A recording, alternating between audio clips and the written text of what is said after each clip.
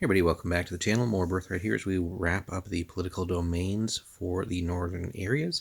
So the last one today, and it's another playable one, and that's Jankaping. So it is considered neutral, at least at the time here. It is recommended, so players can jump in on this. And as it says, and this is another just fun part with the Rjurik domains, but especially here, Jankaping is a land influenced by both the traditional nomads of the north and the more modern nations of the south. More than any other Rjurik kingdom, the conflict between the old and the new seems likely to tear this nation apart in the foreseeable future, so you can already, right at the bat, know that you're going to have that particular problem to deal with if you're running this as a domain, but also if you were just venturing here, you're going to see that conflict. So it's a fairly large realm, right? We can see different provinces here, largely undeveloped, although there is a 4 with Yerva, but also a couple of unsettled ones as well.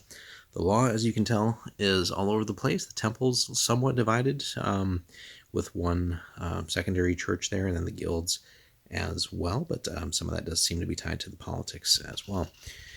So let's jump in. The law. The king controls the law in most provinces, though he shares substantially with his jarls. In the north, the rebel jarls Rjurik and Olim hold sway and control some law enforcement. The agents of the White Witch are also active here, fostering dissent, part of the other problem, right? In opposition to the land's rightful ruler and his representatives. Now, on the temple side, you got the Oaken Grove of Eric, with the most temples in the south, though the Emerald Spiral maintains considerable influence in Aldvar and Aldnor, where the rebellious nomads reject the Southerners and their city-bred ways. Again, we saw that up above. On the guild side, the king and his jarls control trade in Jankaping. Organized mercantile guilds don't exist whatsoever, so you have that. However, the White Witch, as seems to be ever present as far as problems, has made some surreptitious inroads in the area, and we've seen that on the map as well. Now, currently, another one where basically no sources are here. Currently, no wizards really active in that sense. Although, as in many other Rjurik lands, numerous regions, deep forest hills, ancient stone circles, elven ruins, etc., are quite suitable for development as magic sources, and again, could be some fun adventuring related to some of that as well. Now, if you're taking this on as a realm to run, right, if you want a difficult realm and a challenge, here you go. This is like, I would say, playing on extreme difficulty. Regency, decent amount generated, but accumulated, right? You can see there's not much there. Also, if you, again, want to play this on hard mode, is virtually no treasury. 2 gold bars remain in the depleted treasury. The kingdom generates a massive 6 per turn. So you got your work cut out for you there as far as getting like an economic activity developed in order to fuel basically a whole lot of fixes that need to be happening in the realm. You got a decent-sized army, though. Normally a peaceful realm isolated from the Rjurik's traditional enemies, the White Witch and the Bloodskull Raiders. Yeah, it's basically the northwest. So it's actually, yeah, as it says, fairly isolated in that sense, but does maintain a small army, which again is actually pretty decently sized. Used mostly for maintaining order, hunting down bandits, and patrolling major routes through the country. The army's elite unit is a band of veteran mounted archers and scouts called the Black Arrows. Current strength is as follows. So you got 2 units of archers, 3 of infantry, so a good solid core there. 2 units of scouts, which can do a lot of different things. Also a little bit of shooting if we're playing on the battle map, so just good to have. 1 unit of cavalry, not knights or anything like on that level, but just a good solid cavalry unit. Probably, if resources eventually allow, definitely probably worth expanding to a 2nd unit of that. And then the aforementioned Black Arrows unit, which is very elite. So it is mounted, but more so a shooting unit than a true fighting unit in that sense. But you got a decent little core there, and an army with some decent punch, right? The tons of shooting that can soften the enemy up, probably even just destroy some units outright. And then you got the infantry and that cavalry to mop up. Now, the current regent, if you wanted to take him on as the character that you run, is King Alnor. He's a level 6 fighter, decent bloodline there, considered neutral, but he's a weak ruler, incapable of reconciling his bickering subjects, preferring to waste his time on extended hunting trips and throwing elaborate feasts in his meat hall in Stormark. Alnor ignores the advice of his lieutenants and jarls, who urge strong action against the jarls Rjurik and Olim, who daily flout his authority and edge closer and closer to open rebellion. So some interesting parallels there to other current events, but yeah, so if you're taking on the ruler as is, and continue on that path, obviously you're going to probably be very quickly in sort of open rebellion and maybe even a civil war of some sort. So, which probably will just collapse the realm really, with all these conflicts, and then that would allow other agents like the little troops and agents and other spies, etc., that the White Witch probably has stationed to also sort of throw gasoline on that conflict when it erupts, and is probably already actively helping to push towards that. So you might want to come on as a different character and kind of dethrone the current ruler potentially. But that could be a fun adventuring path as well, seeing the old weak king and maybe just kind of stepping up and trying to seize the realm for the good of the realm, of course. Other important NPCs, you got Bjark of Aldvar. It's a level 8 fighter, chaotic neutral, solid bloodline, and Olam of Aldnor, level 7 fighter, smaller bloodline, but they're both highly fractious, nomad sympathizing Jarls who are on the verge of rejecting King Ulnar's authority and breaking off as rebel kingdoms. Both are receiving tacit assistance in the form of money, weapons, and trade from the White Witch, who sees an opportunity to exploit the division in the Rjurik lands. Now, both of these Jarls are rough, simple men who want to run their realms as they choose without interference from a king. Neither is particularly wicked, though they are stubborn and willful.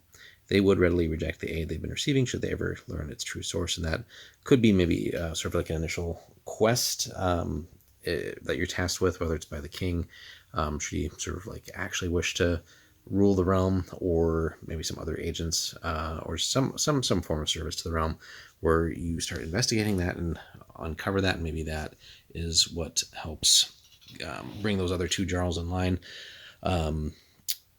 before it boils over into open rebellion. Now you also have Jarl Thornnull, level 10 fighter. So as you can see, a lot of fighters here, blooded fighters. Now he's got a very small bloodline, but is lawful good actually. He's the leader of the desolate Halsgang Marsh, is a former mercenary who's fought all across Aurelia, and also for many Rjurik leaders. He's a scarred, grim man whose many battles have left him with a deep hatred of the Bloodskull humanoids, the minions of the White Witch, and the goblins of Urga-Zai.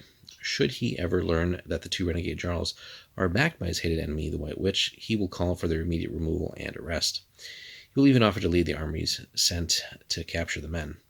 That he would even consider making war upon another Rjurik Jarl gauges the depths of his hatred for the White Witch and her minions. So that could be an interesting contact to make, and maybe a source to cultivate as far as dealing with that, and I'm sure he'd be eager to lend support to that and investigate, but could be useful to plumb his knowledge as far as, with all of his travels and mercenary days, on ways to maybe strike back at some of these enemies. Now the description here, Jankaping best illustrates the growing rift between urban and nomadic Rjurik. In the southern Jarldoms, many Rjurik have chosen to settle down and build permanent cities, thereby moving away from their nomadic lifestyle. In the north, however, the traditional pursuits hold sway, and the tribes make their yearly migration from winter quarters to summer hunting grounds, often across the border with Hogenmark. These individuals, bolstered by Jarls Bjark of Aldvar and Olam of Aldnor, plan eventually to rebel against the king at Stornomark and form a new kingdom. These traditionalists feel increasingly alienated from the southern city dwellers and go their own way more and more, heedless of the king and his authority. Now, unknown to all again, the rebellion is also supported by the White Witch, the foe of all the Rjurik. Should the Jarls' revolt succeed, the White Witch will be in a perfect position to influence the new realms, transforming them into puppets, with the White Witch herself pulling the strings, of course. Now, the current capital, Stornomark, is a grim, gray city of stone rising from the central taiga. It is surrounded by grazing and farmlands, and its walls contain the great granite palace of Jankaping's regent. As dissent and dissatisfaction grow in the land, Stornomark becomes a greater and greater affront to the traditional Rjurik, who see it as a symbol of their loss of freedom and the arrival of strange foreign ways. Trade goods. Now, it does trade only minimally with the outside world. Most of the mercantile contacts are with neighboring lands, such as Hogenmark, Halskapas, Svinnik, and Rjurik. The rebel Jarls have no difficulty dealing with the bandit rulers of Rjurik, while other Jankapings shun them. Typically, the goods here: timber, as you might expect, livestock, fleece, thread, cloth, foodstuffs, and clothing are the primary trade goods. Now, there are no formal alliances, but there's basically more or less friendly relations with Halskapas, Svinnik, and Hogenmark.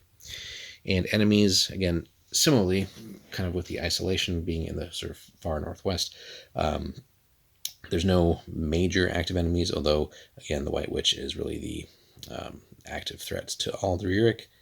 And to date, the Jarls don't know who their benefactors are, as we've seen here mentioned multiple times, and they would definitely rethink their actions should they ever learn the truth. And maybe that could be one where they're kind of caught in the act and kind of shamed into maybe reforming and at least accepting the king, or maybe a newer ruler with sort of some sort of compromise between the more developed areas and the more traditional ways, and maybe again just reaching some sort of compromise position so that the realm doesn't tear itself apart.